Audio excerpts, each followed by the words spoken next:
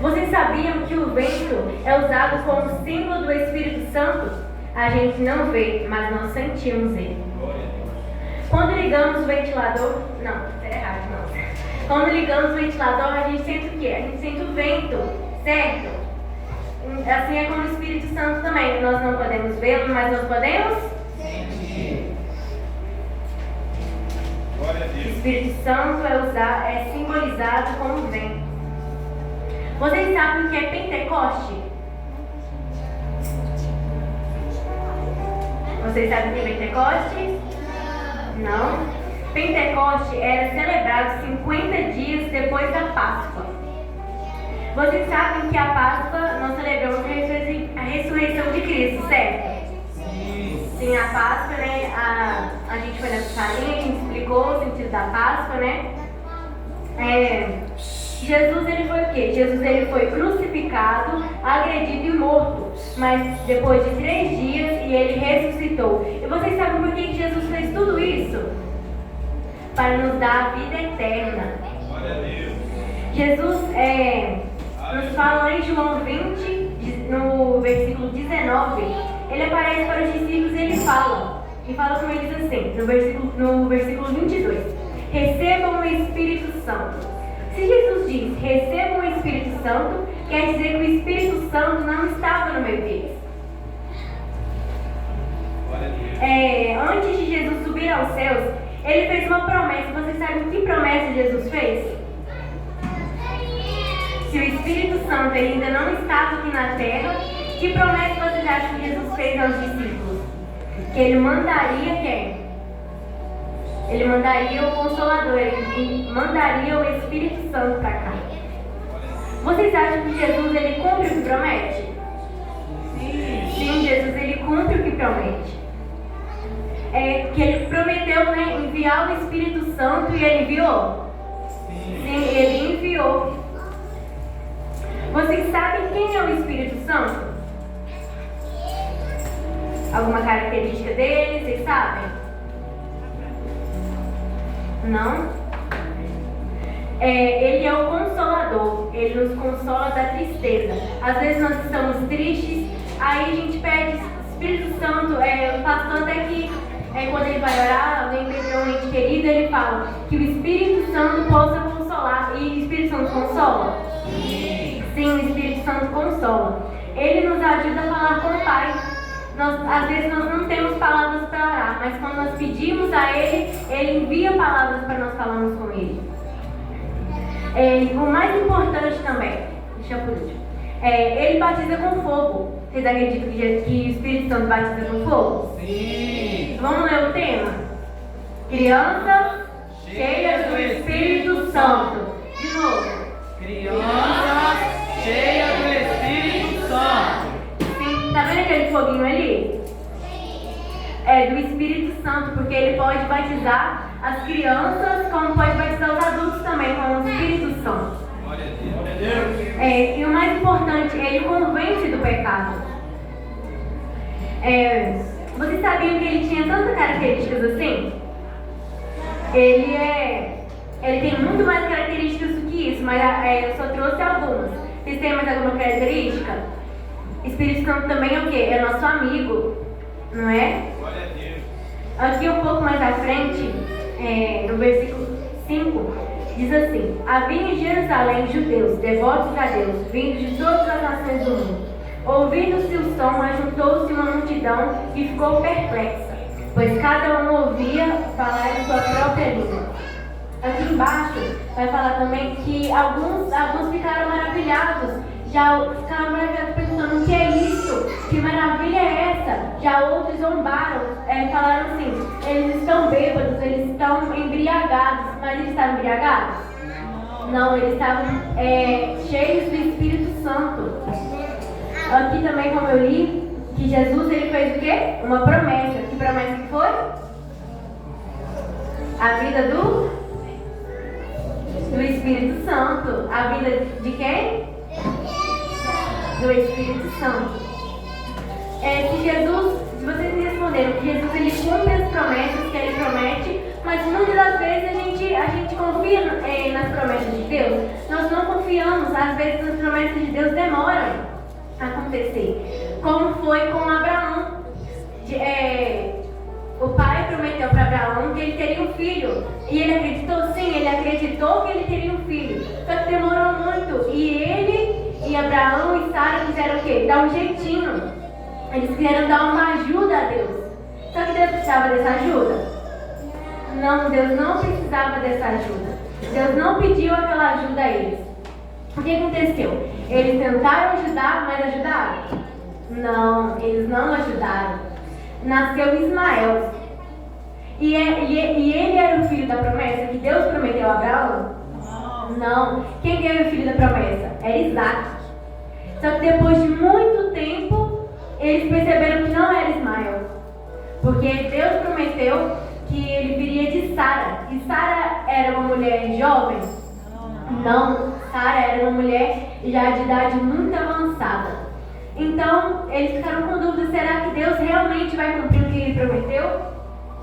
E Deus cumpriu, não cumpriu? Só que cumpriu quando eles estavam preparados para isso. Porque talvez se Deus enviasse Isaac um pouco mais antes do tempo que ele tinha planejado, talvez aconteceria alguma coisa de errado. Porque depois que Isaac nasce, Deus pede o quê? Deus faz o que com Abraão? Vocês sabem? Deus pede Isaac para Abraão. Só que Abraão sabia que Isaac era o filho da promessa. O que foi a promessa de Abraão? Vocês sabem? Ele seria o pai das nações. E então Isaac era o filho da promessa. Só que aí o que aconteceu? Deus pediu Isaac para Abraão para testar a fé dele. Abraão, ele confiava em Deus, sim ou não? Sim, porque ele o quê? Ele entregou o seu filho. Ele subiu ao monte, ele deitou Isaac lá, a vez de seu cordeiro, ele pôs quem? Pôs o Isaac, pôs o filho dele. Então, na hora que ele ia lá para matar o filho dele, Deus falou assim com ele. Você sabia que Deus falou com ele? Vocês não lembram, não? Vocês têm algum palpite que Deus falou com ele? Não? Igreja? Não faça isso. Deus falou assim com ele. Por quê? Porque ele confiou em Deus. Se Abraão não tivesse confiado em Deus, ele entregaria o filho dele? Não, ele não entregaria o filho dele. Mas Abraão, ele sabia mesmo se Deus recolhesse Isaac, ele criaria outro filho. Né? Não é isso, crianças? Sim. Não é isso, crianças? Pedro, ele falou assim, depois que eles viram lá que a multidão ficava com dúvida, uns falavam que era maravilhoso, outros falavam que eles estavam bêbados ali. Pedro então se levantou com os 12 em voz alta, dirigiu-se à multidão e disse assim: homens da Judéia e todos os que vivem em Jerusalém, deixe-me explicar isso, ouçam com atenção. Estes homens não estão bêbados, como vocês supõem. Perdão, irmão. Ao contrário, aqui Pedro está falando da profecia do profeta Joel, que se diz assim: nos últimos dias, diz Deus, derramarei o meu espírito sobre todos os povos. Seus filhos e suas filhas profetizarão. Os jovens terão visões e os velhos terão sonhos. Vocês creem na promessa que Deus fez? Sim, que Deus... vamos ver se vocês prestam atenção. Qual que foi a promessa que Jesus disse aos discípulos lá, que ele enviaria quem? Que enviaria o Espírito Santo, certo? E vocês sabiam que vocês podem ser cheios do Espírito Santo? Sim. Às vezes nós queremos ser cheios do Espírito Santo, mas nós não queremos buscar por isso. Nós não queremos orar, nós não queremos ler a Bíblia, nós não queremos jejuar. Nós queremos dizer: Senhor, enche-me do Espírito Santo, mas nós não pagamos o preço para isso. As crianças podem ser cheias do Espírito Santo, mas não. Quem prefere ir ler a Bíblia ou ficar 2 horas no telefone? Quem prefere? Ler a Bíblia, mas na realidade é isso. Não é. Nós não queremos ler a Bíblia, nós ficamos com o quê? Com preguiça. né? Nós queremos ficar 2 horas no telefone, 2 horas no joguinho, né? Nós queremos ficar tanto tempo na televisão e menos que 2 horas na televisão e 2 minutos orando. Você vai crescer espiritualmente? Não, você não vai crescer espiritualmente, né? Então, o que vocês vão fazer a partir de hoje? Vocês vão buscar? Sim, vocês vão buscar. Vocês vão ficar 2 horas na televisão ou ler na Bíblia? Ler na Bíblia, né? Espero que vocês cumpram, né? Tem que cumprir, criança. Está dentro da igreja, fazendo a promessa. Isso aí, não pode mentir não, hein? Crianças, vocês têm muitos amiguinhos na escola, não tem? Sim. Vocês já falaram de Jesus pra eles? Não? Às vezes nós temos vergonha, né? Você já falou, Sarinha? Às vezes nós temos vergonha. Teve uma vez que a gente foi convidar o pessoal para o curso de jovens, meu pai entregou o papelzinho. Aí eu fiquei assim, meu Deus, como é que eu vou entregar isso?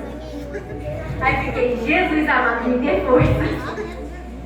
Mas aí o que aconteceu? A gente conseguiu entregar, não foi? Gente, então assim para as crianças também. Curso das crianças, convida um coleguinha.